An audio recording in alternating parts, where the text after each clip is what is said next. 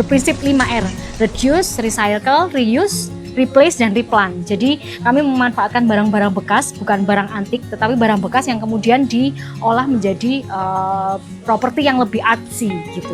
Optimis karena Retrorika punya tema yang kuat, Mbak. Karena kami juga betul-betul fokus di green business itu tadi, greenpreneurship itu tadi.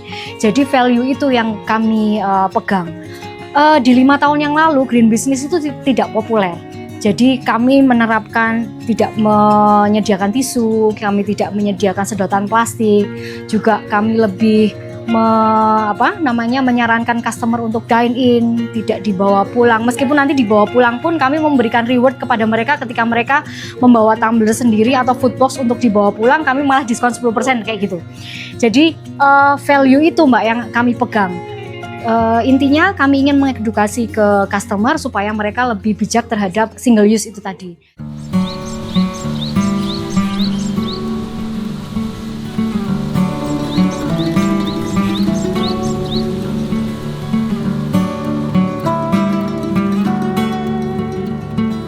Retrorika Cafe Bar and Resto dengan slogan mereka, tebar semangat, rawat ibu bumi. Oke, kafe unik ini merupakan salah satu kafe yang ada di Kota Batu, teman-teman. Jadi awal mula kita penasaran nih dengan kafe unik ini, akhirnya tak menunggu waktu lama kita langsung meluncur di kafe Retrorika ini. Dan di luar ekspektasi teman-teman, kafe ini benar-benar unik karena apa? Karena mengusung konsep alamnya, kemudian juga vintage-nya. Kenapa? Karena di sana banyak sekali interior yang unik. Tidak hanya barang-barang yang bagus, antik, tapi juga barang-barang bekas yang mereka olah kembali untuk menjadi hiasan yang lebih estetik. Bukan antik, melainkan bener-bener barangnya itu barang bekas. Jadi barangnya itu yang barang-barang yang tidak digunakan lagi, ya, tapi didaur ulang, diperbaiki, ada yang diperbaiki, ada yang dimodifikasi lagi, biar itu tetap bisa digunakan. Itu yang menarik perhatian saya ketika saya di Retrorika. Dan bahkan di sana mereka juga mengusung konsep green business, jadi benar-benar ramah lingkungan yang akan kembali dan bisa diolah kembali dan menuju ke alam. So, buat teman-teman yang makin penasaran, yuk kita intip keseruan obrolan kita bersama CEO Retrorika Cafe Bar and Resto. Assalamualaikum warahmatullahi wabarakatuh. Nama saya Ismi. Saya CEO dari Retrorika Cafe Bar and Resto yang berada di Kota Batu. Teman-teman suka kopi, kita ngobrol-ngobrol di sini. Kita akan membahas tentang Retrorika dari A sampai Z yang akan dipandu oleh teman-teman dari suka kopi.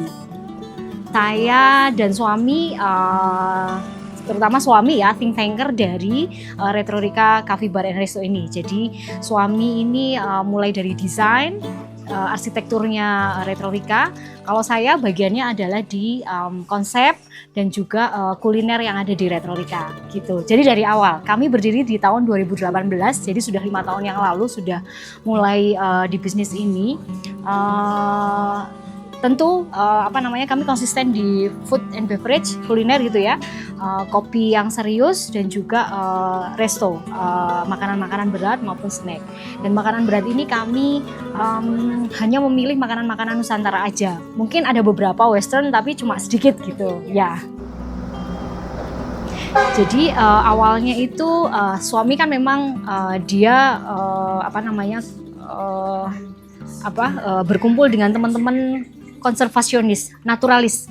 Jadi teman-teman dari jurusan biologi, kedokteran hewan kayak gitu yang mereka fokus concern ke satwa liar gitu. Jadi konservasi satwa liar ya. Terutama di burung, aves gitu ya. Nah, karena dari kumpulan situ mereka sering ngobrol, sering berkumpul, mereka juga suka kopi. Akhirnya suami saya, ya udah kita bikin kedai kopi aja. Nah, pada saat itu memang suami lagi suka dengan sukulen atau kaktus, nah semacam itu. Jadi sudah kalau gitu, ayo kita bikin kedai warung kopi kecil-kecilan, tapi temanya tema sukulen karena di Indonesia belum pernah ada Mbak tema tentang sukulen dan kaktus ini. Setelah itu, setelah didesain sukulen dan kaktus, terlihat kok sepertinya panas banget ya, apalagi karena kita tropis ya. Terus akhirnya kita mematchkan dengan tanaman-tanaman berdaun, tanaman hias seperti ini, dan akhirnya juga seperti ini. Nah, saya berperan untuk fokus dengan tematiknya retorika. Jadi kami memilih untuk berprinsip 5R: reduce, recycle, reuse, replace, dan replant. Jadi kami memanfaatkan barang-barang bekas, bukan barang antik, tetapi barang bekas yang kemudian diolah menjadi properti yang lebih artsy gitu, lebih berseni gitu.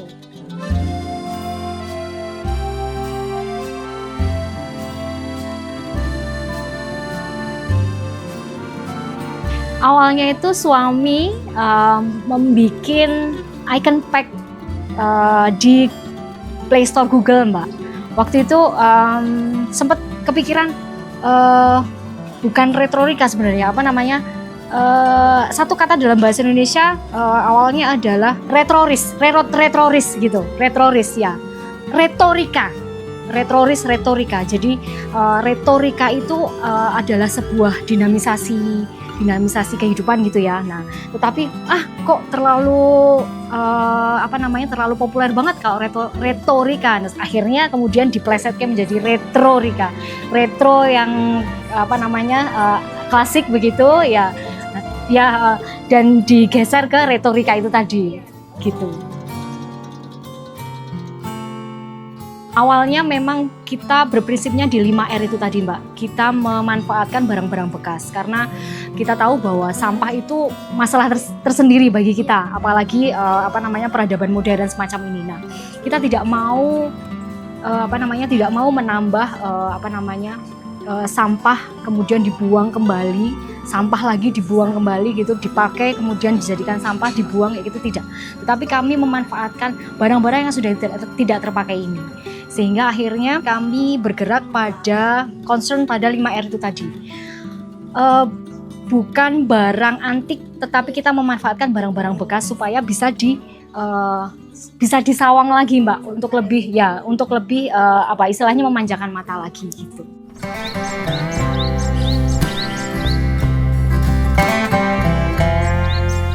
Kami mengumpulkannya ya, tentu di tempat-tempat rosokan, Mbak. Nah, kami mencari di Mojokerto. Semua barang-barang yang sudah tidak terpakai ada di sana. Nah, kami bergerilya di situ, terutama suami saya karena dia yang mendesain, grand design terkait arsitektur ini ya.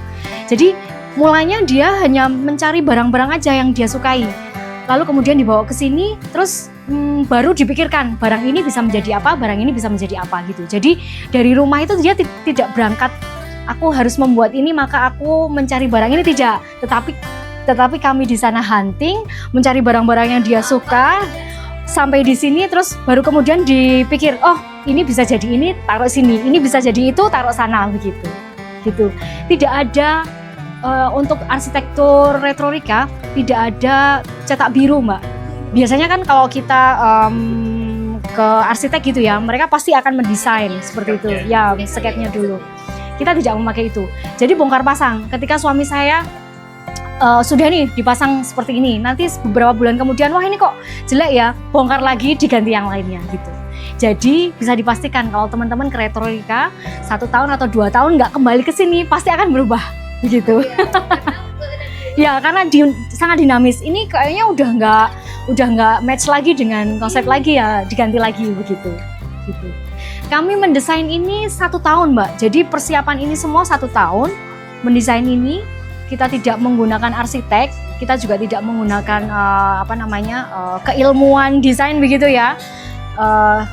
Bukan asal, tapi suami saya kebetulan dia tahu tentang prinsip-prinsip desain grafis gitu. Jadi bongkar pasang begitu ya. Ya.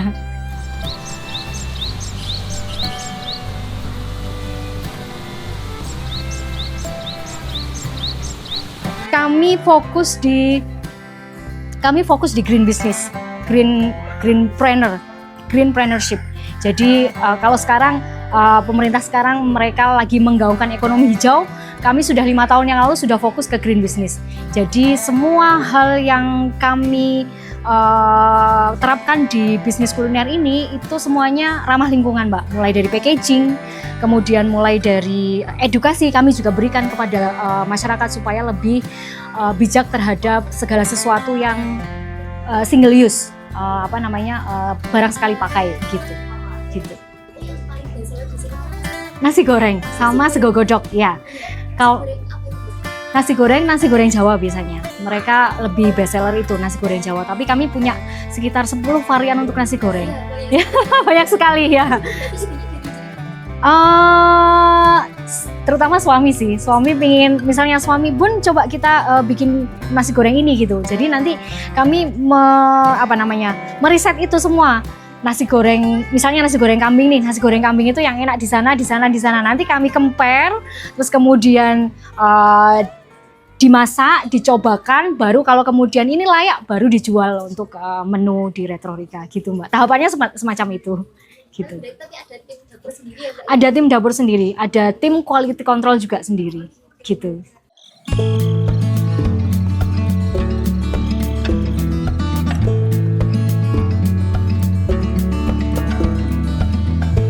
Saya optimis karena Retrorika punya tema yang kuat, Mbak. Karena kami juga betul-betul fokus di green business itu tadi, greenpreneurship itu tadi. Jadi value itu yang kami pegang. Di 5 tahun yang lalu green business itu tidak populer. Jadi kami menerapkan tidak menyediakan tisu, kami tidak menyediakan sedotan plastik, juga kami lebih menyarankan customer untuk dine in, tidak dibawa pulang. Meskipun nanti dibawa pulang pun kami memberikan reward kepada mereka ketika mereka membawa tumbler sendiri atau food box untuk dibawa pulang, kami malah diskon 10% kayak gitu. Jadi value itu, Mbak, yang kami pegang. Intinya kami ingin mengedukasi ke customer supaya mereka lebih bijak terhadap single use itu tadi. Nah, kalau kemudian Retrorika itu bergerak tidak di green business, saya pikir kami akan average rata-rata dengan yang lainnya gitu. Ya sama gitu. Dan ini akan membuat kue bisnis kami ya sama dengan yang lainnya gitu. Ya. Karena kami memang betul-betul di setiap kota besar pasti saat ini statusnya sudah siaga sampah ya, darurat sampah ya. Nah, kalau kita tidak memulai dari sekarang untuk membiasakan customer atau membiasakan masyarakat untuk lebih bijak terhadap barang-barang yang sekali pakai itu tadi, kita tidak akan pernah bisa membuat perubahan baik gitu.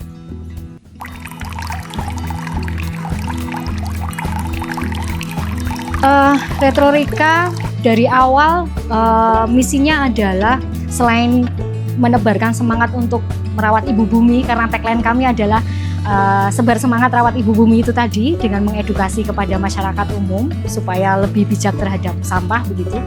Kami juga ingin menjadi learning center. Karena di Retrorika itu kami tidak hanya fokus ke bisnis kuliner, food and beverage, tapi kami juga merangkul dan menggawangi teman-teman saintis, teman-teman naturalis untuk lebih bisa mengkonservasi lingkungan. Jadi di sini kami bergerak juga di ranah konservasi, Mbak, bahwa binatang-binatang atau fauna-fauna yang sudah diambang kepunahan begitu, kami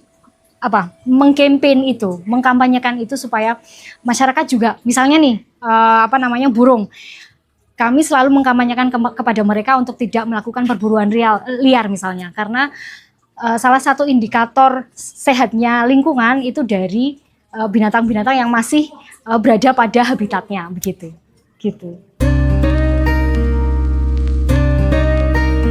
Kami punya program, Mbak, Mas, terkait edukasi. Jadi tim edukasi kami punya program yang namanya Retrorika Goes to Halokes. Jadi secara berkala kami bekerja sama dengan sekolah-sekolah untuk menyebarkan semangat dan belajar bersama, mengedukasi mereka supaya mereka lebih bijak lagi untuk kepada lingkungan begitu, lebih bijak untuk bagaimana sih kamu itu harusnya berdampingan dengan lingkungan semacam apa begitu. Karena yang terjadi saat ini adalah Kalau dulu 11 atau 20 tahun yang lalu yang namanya buang sampah pada tempatnya itu digaungkan. Tapi kalau sekarang sudah old year gitu, buanglah sampah pada tempatnya tuh semua orang sudah bisa membuang sampah pada tempatnya. Yang ada sekarang adalah pilah sampah dari rumah kan gitu ya. Nah, ini yang untuk para pelajar kaum muda itu yang dibiasakan dari situ mulainya. Makanya kemudian kami membuat program semacam itu, Retrorika Goes to Halokas. Dan kadang-kadang di sini juga dibuat mini workshop namanya Sasisu, Sabtu Sinau Seru, untuk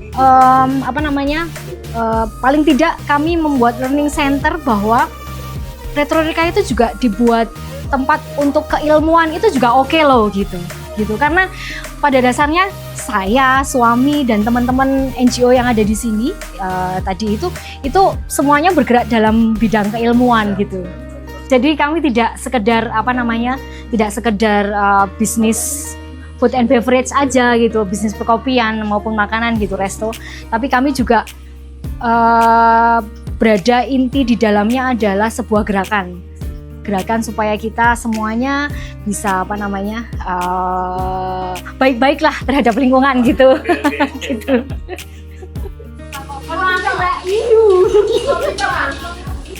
Awalnya kami juga mengalami semacam itu, Mbak. Dari kru sendiri itu luar biasa.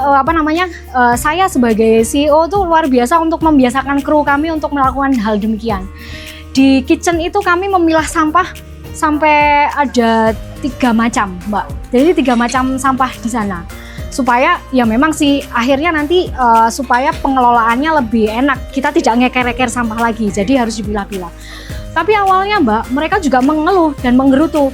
Duh, buang sampah kok dadak dipisah-pisah, ribet banget. Apalagi yang namanya bisnis kayak gini kan yang terpenting adalah kecepatan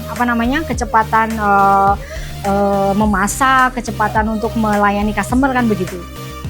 Tapi kembali, Mbak, itu semua adalah pakulinan. Kulino dulu. Kalau kita belum kulino ya kita akan sangat susah. Tapi semakin kesini teman-teman juga semakin enak aja karena mereka sudah terbiasa itu tadi. Misalnya makanan sisa ya, misalnya nasi kayak gitu ditaruh di tempat sendiri, nantinya akan kami berikan kepada ternak ayam, ternak bebek kayak gitu. Terus misalnya kulit buah, daun pisang gitu kan ternak nggak mau, itu disendirikan kami komposkan karena kami punya di komposter sendiri. Terus kemudian plastik yang masih bisa dijual kayak gitu kami keringkan, cuci kering, terus dikumpulkan, baru kami jual ke DLH. Iya, di bank sampah gitu. Iya.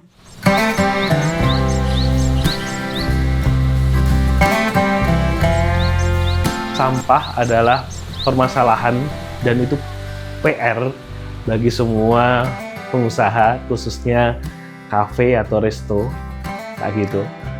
Tapi menarik juga kalau di Retrorika itu benar-benar diperhatikan. Kemarin itu kita juga sempat ngintip nih dapurnya. Wow, ternyata benar-benar di sana itu dipilah.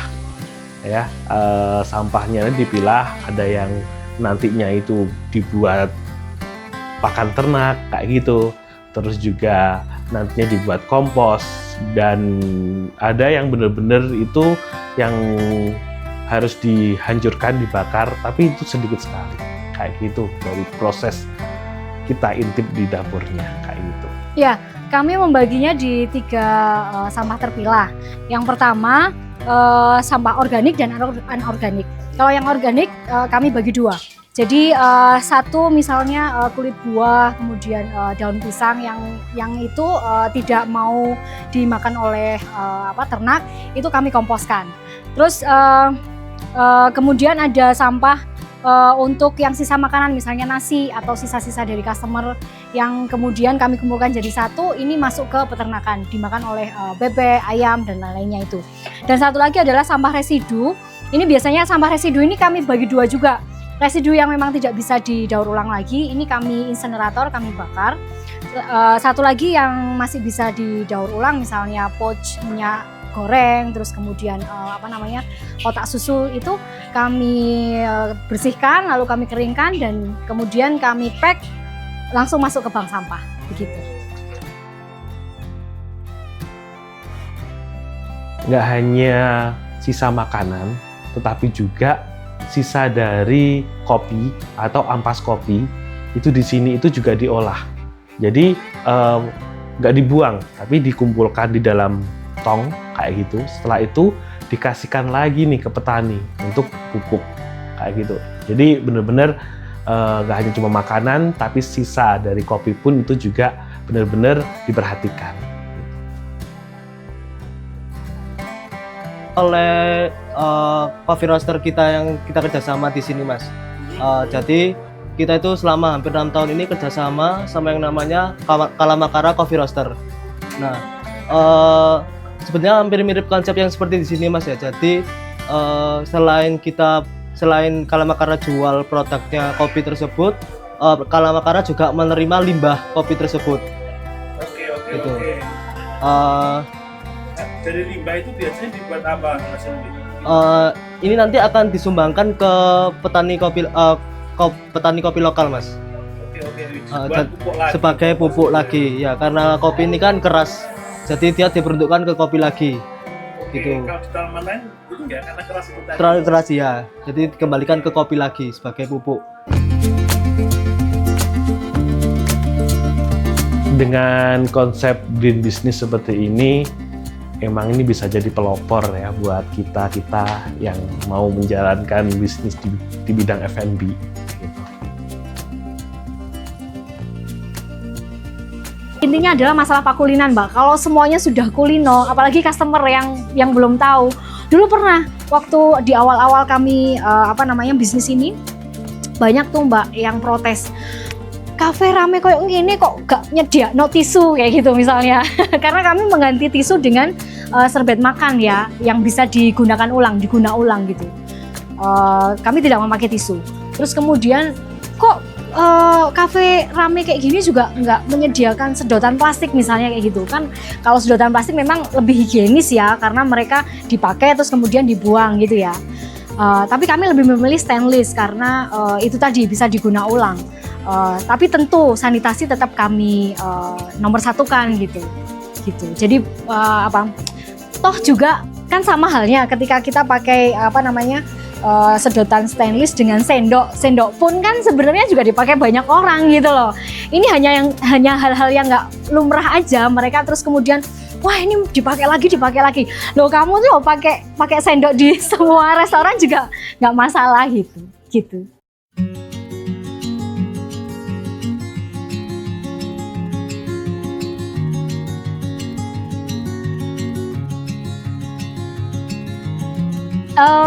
Yang penting siapkan dana sepertinya Mbak. Jadi gini, kalau prinsip di Retrorika itu packaging itu dibebankan kepada pembeli. Jadi kami tidak menanggungnya. Tapi memang kami tidak mengambil profit dari packaging itu. Misalnya nih, kami kan pakai besek. Besek itu ya, besek wadah bambu itu untuk packaging kalau makanan-makanan berat yang akan dibawa pulang gitu. Kalau mereka dine in, mereka tidak membayar. Tapi kalau mereka membawa pulang, baru membayar tambahan dari packaging itu tadi. Nah, pesan saya adalah begini.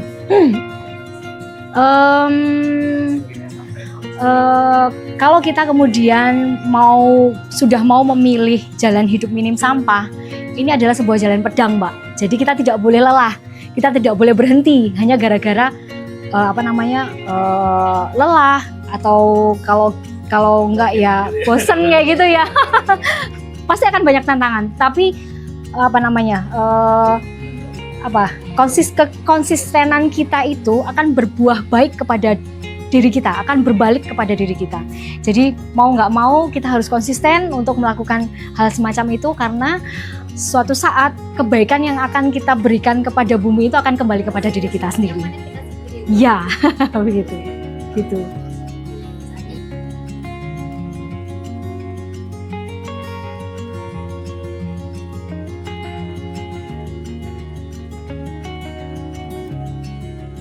Semangat rawat ibu bumi.